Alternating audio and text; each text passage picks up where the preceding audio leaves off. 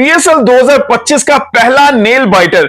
वजह दोनों टीमों की बेहतरीन कारकर्दगी नहीं है, बल्कि दोनों टीमों की यह भरपूर कोशिश कि कौन सबसे ज्यादा बुरी क्रिकेट खेलेगा। Islamabad United versus Quetta gladiator. आज का मैच देखना यह था कि कौन सी टीम ज्यादा से ज्यादा गंदा कर सकेगी। इस्लामाबाद यूनाइटेड डेफिनेटली इसमें कामयाब हुई है और इसमें कोयटा ग्लैडिएटर ने भी कोई कसर नहीं छोड़ी। इस मैच के अंदर जहां पर 158 का टारगेट था, लास्ट ओवर में 15 रन चाहिए थे। हसन नवाज क्रीज पे मौजूद थे। हसन नवाज ने 3 कैचेस निकाले और तीनों के तीनों कैचेस इस्लामाबाद यूनाइटेड ने ड्रॉप कर दिए। और ये वही मैच है जिसमें जेसन होल्डर ने 2 आउटस्टैंडिंग कैचेस भी पकड़े हैं। मतलब लॉन्ग व्हीलर बॉलर जो है वो 2 आउटस्टैंडिंग कैचेस पकड़ रहा है और बाकी पूरी टीम 5 कैचेस ड्रॉप करती है इस मैच के अंदर और इस्लामाबाद यूनाइटेड ये मैच हार गई। और कोयटा ग्लैडिएटर सिर्फ 1 बॉल और 2 विकेट के बेरली मार्जिन से ये मैच जीता। ये 6 बॉलों में 15 रन। पहला बॉल कैच ड्रॉप, दूसरा बॉल कैच ड्रॉप, तीसरा बॉल छिक्का, चौथा बॉल फिर कैच ड्रॉप। मतलब 5वें बॉल पे भी छिक्का लगा और ये मैच फिनिश होता है। समझ नहीं आई कि इस्लामाबाद यूनाइटेड करना क्या चाह रहा था। पहले बॉलर ने कॉल की, खुद कैच ड्रॉप किया, फिर थर्ड मैन पे खड़े हुए फास्ट बॉलर ने उसने कैच ड्रॉप किया, फिर उसके बाद विकेट कीपर और थर्ड मैन पे खड़े हुए प्लेयर का आपस में कोलैप्स होता है, फिर कैच ड्रॉप होता है।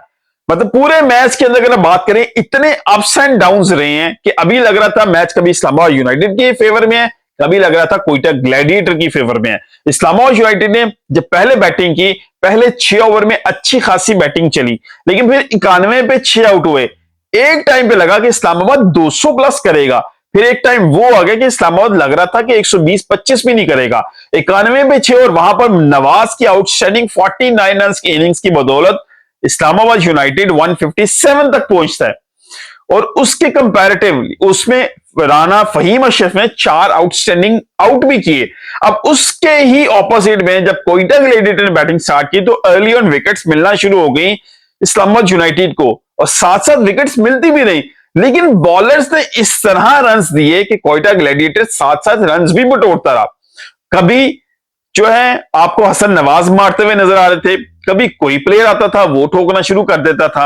मतलब ओवरऑल कॉम्बिनेशन सिर्फ यही था कि भाई कौन ज्यादा से ज्यादा गंदी क्रिकेट खेलेगा।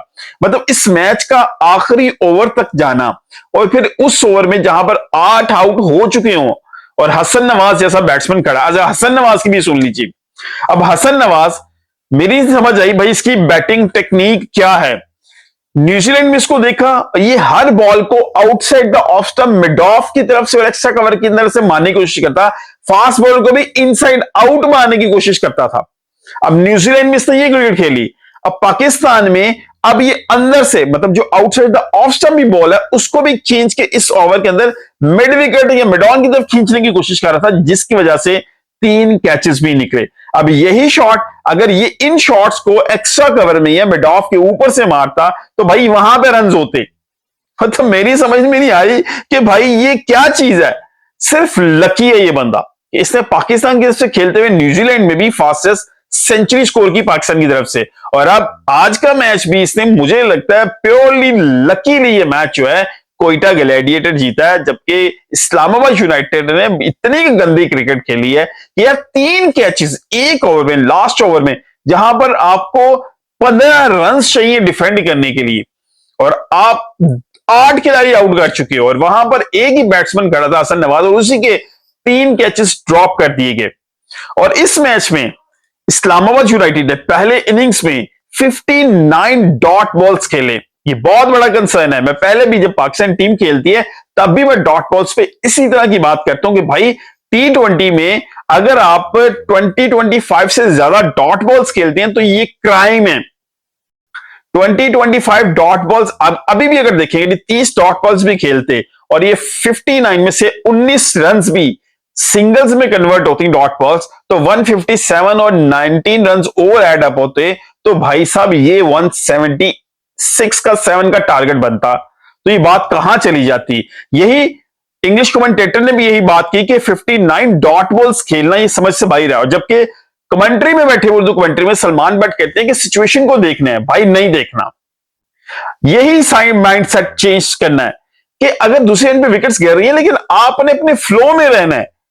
आप ये नहीं हो सकता कि आप दूसरे एंड पे जो चीजें चल रही हैं उसका प्रेशर बियर करना शुरू कर दें, खुद पे हावी करना शुरू कर दें।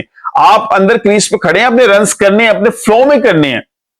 अगर यही 59 में से वो 19 रन भी और बनते, 30 बॉल्स भी डॉट होती, तो भाई ये 177 का टारगेट बनता, तो बड़ा डिफरेंस बन जाता। मॉडर्न डे क्रिकेट रिक्वायर्ड यही करता है कि आप डॉट बॉल्स को सिंगल्स में कन्वर्ट करें, सिंगल्स को डबल में करें और डबल को चौकों में, चौकों को छिक्कों में कन्वर्ट करें। यही मॉडर्न डे क्रिकेट है।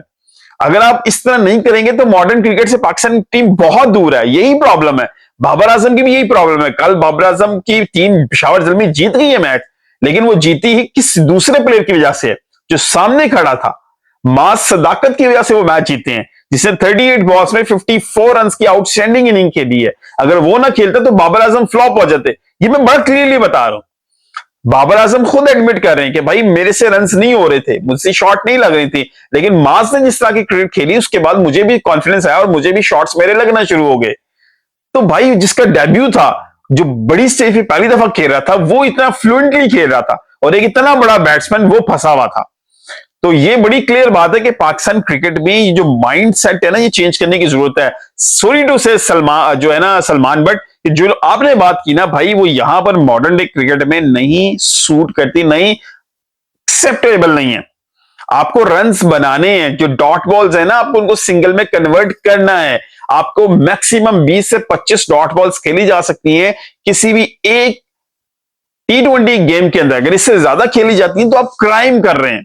लिटरली पूरी टीम वो क्राइम कर रही है, क्योंकि अगर आपको डॉट्स को सिंगल्स में कन्वर्ट करना नहीं आता तो भाई आप क्रिकेट में बहुत पीछे हैं।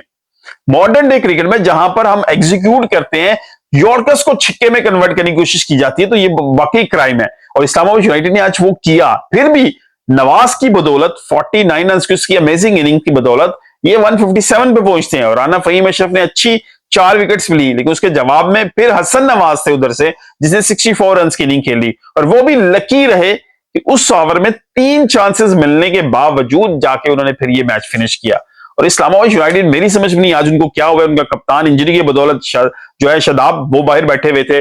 फिर उधर से मोहम्मद आमिर नहीं खेले, वो बाहर बैठे हुए थे। फिर कुशल मेंडिस थे, वो नहीं खेले, वो भी बाहर बैठे हुए थे।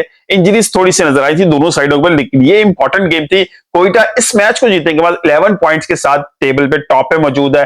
फिर उसके बाद इस्लामाबाद यूनाइटेड है, फिर कराची, फिर लाहौर, कराची है, लाहौर है, फिर पेशावर एंड पे मुल्तान। मुल्तान तो गेम से आउट हो चुका है और ये बाकी जो टीमें अब वापस में लड़ती जाएंगी। पेशावर जलमी के भी चांसेस थोड़े से नरम गरम है, लेकिन जो ऊपर वाली 4 टॉप टीमें है ना, उनका तगड़ा मुकाबला नजर आ रहा है। और इस्लामाबाद, जो कि लाहौर के अंदर बहुत ही पुअर किस्म का रिकॉर्ड है उनका, डायरेक्ट मैच से 7-8 मैचेस में से वो एक मैच सिर्फ जीत सके हैं, जो भी लाहौर में लास्ट खेले उन्होंने। तो लाहौर का ट्रिप इस्लामाबादियों के लिए, जो इस्लामाबाद यूनाइटेड के लिए वो मुश्किल रहा है।